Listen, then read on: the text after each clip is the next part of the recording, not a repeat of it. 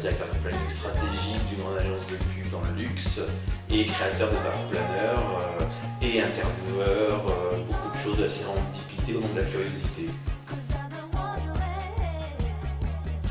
Je suis un enfant de Publicis, ça fait 16 ans. Je suis rentré chez Publicis tout début du web, première présentation Yahoo, et vidéo média, et naturellement autodidacte du planning, amoureux du planning, et ça fait maintenant 8 ans que je dirige des cellules de planning stratégique, avec toujours un lien fort avec Internet, même si je ne suis pas une agence digitale. Je combats un délit de sale gueule en fait, sans de dire le luxe et le digital, ça ne va pas ensemble. Vraiment en pur credo, en croyance, et c'est vraiment le message que j'ai envie d'envoyer. Aujourd'hui, c'est devenu un mariage de passion entre les deux. Le luxe a trouvé dans le digital une muse incroyable. Il est source de contenu, source d'expérience, source d'audace en termes de thèmes, source d'expérimentation d'un point de vue à la fois créatif et digital.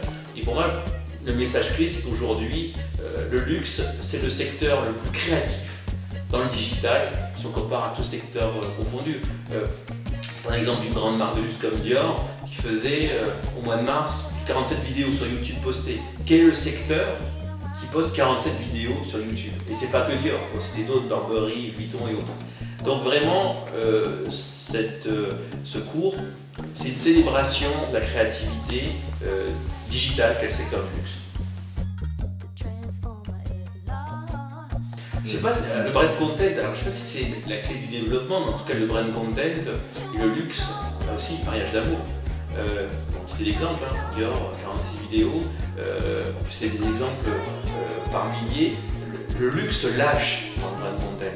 Et surtout, le brand content a une fonction stratégique par rapport aux marques de luxe, communiquer auprès de l'aspiration Gen Y. Vraiment, c'est l'outil de communication parfait pour les séduire, pour les transformer en fans de la marque et en acheteurs, pour aujourd'hui, demain. La place des médias sociaux, il y a Facebook d'un côté, ce serait trop long à parler. Moi, je pense qu'aujourd'hui, s'il y a un univers social qui est complètement compatible avec le luxe, la mode et la beauté, c'est le visual social. Je pense que autant Facebook et le luxe, il y a eu des excès, des millions de fans, le concours, celui qui a le plus de nombre de fans, il y a un côté très box-office. Finalement, on en revient beaucoup de ça. Aujourd'hui, vraiment, c'est le visual social. Les Pinterest, les Tumblr, les Vine, tout cet univers visuel qui colle tellement bien à la nature du luxe et qui donne envie d'aimer et surtout d'acheter. Donc j'ai envie de dire, pour moi, s'il y a une des clés sur le social et le luxe, c'est visual social. Et avec Pinterest que j'adore. Alors, d'abord j'ai été surpris parce que personne ne travaillait dans le luxe. Donc je me suis dit, oula, c'est pas gagné. Mais en même temps, c'était très participatif. Et on avait discuté avec la community manager un peu avant, non c'est pas vrai du tout, mais après.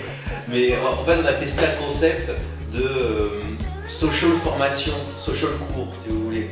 Je vous explique le concept, il est assez simple, il y a la social TV qui rend débile Twitter. Donc, je commente en temps réel des programmes débiles et ça marche. Voilà.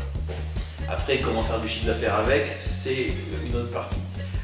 Là, pourquoi pas prendre cette envie qu'ont les gens d'être... En fait, j'avais envie de rendre l'étudiant actif et pas passif. C'est long, 3 heures.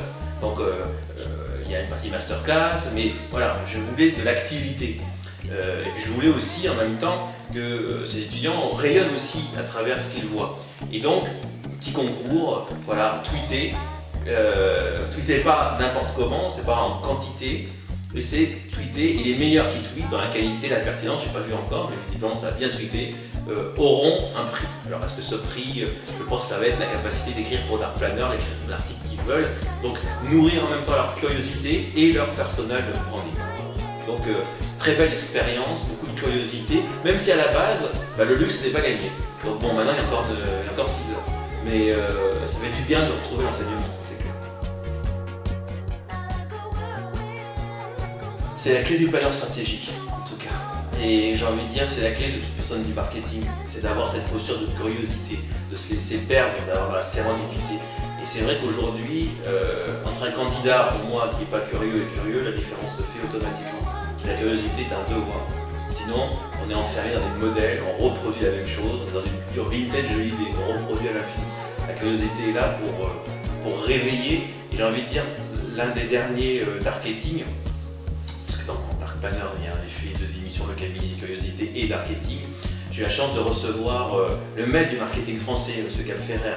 Et aujourd'hui, le marketing crève du manque de passion. J'ai envie de dire du manque de passion et du manque de curiosité. C'est valable chez les étudiants, c'est valable chez les marques, c'est valable chez les agences.